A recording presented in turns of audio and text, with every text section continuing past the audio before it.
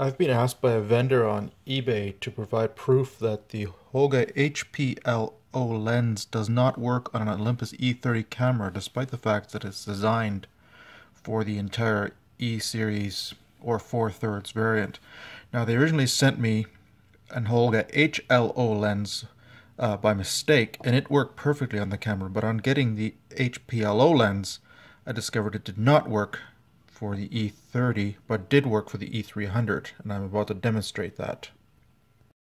Now, the first thing I want to point out is that the E-30 and the E-300, they're several years apart, and despite the fact that they're both 4/3 cameras, they've got a wildly different architecture in terms of their internal mirror. This is the E-300. It's got a sideways mirror with a poro prism, which reduces the hump on the top and allows for a more compact camera. The newer E-30 has a prism that faces upwards with the usual pentaprism, and for some reason I have the impression that it sticks further out from the construct, which is actually part of the problem. That is to say, I think the mirror swings further out when the camera is activated, and I get the impression that it actually strikes the back of the Holga HPL-O lens during the process. Now, some time ago, I made myself, out of a lens cap, a very simple pinhole lens. And the reason I ordered the Holga HPL-O lens is so that I could, in theory, take better pictures, because I got the impression that with my self-punched pinhole, I wasn't really getting the effect that I wanted. Now, here's my homemade pinhole attached to the E-30, and I'm about to take a picture. Just out my attic window, so it won't be great. 2-second exposure at ISO 800.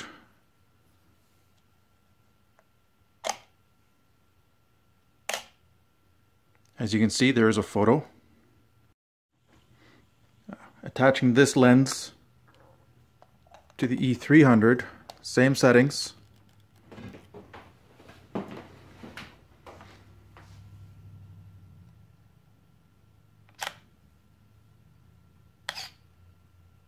Generates a similar picture. Replacing the homemade lens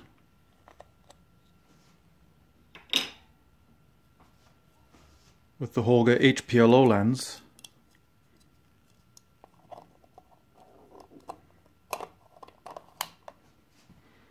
Like so.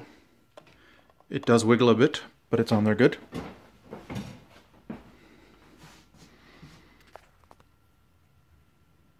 Shooting a photo on the E-30. Sorry, that's the E-300, not the E-30. Again, no problems generating a picture there. Slightly wider field of view than the lens that I made myself. Holga HPL-O lens is now attached to the E-30. Again, wiggles a bit. Mostly okay though. Now, I've done this several times and I almost don't want to do it again because I think there's actually some damage happening here.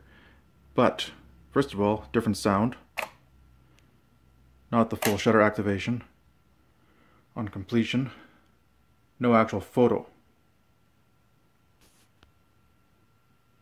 So just to review, here are the photos taken on the E-30. This is with the Holga HPL-O lens. This is with the homemade digital lens. Sorry, the homemade pinhole lens.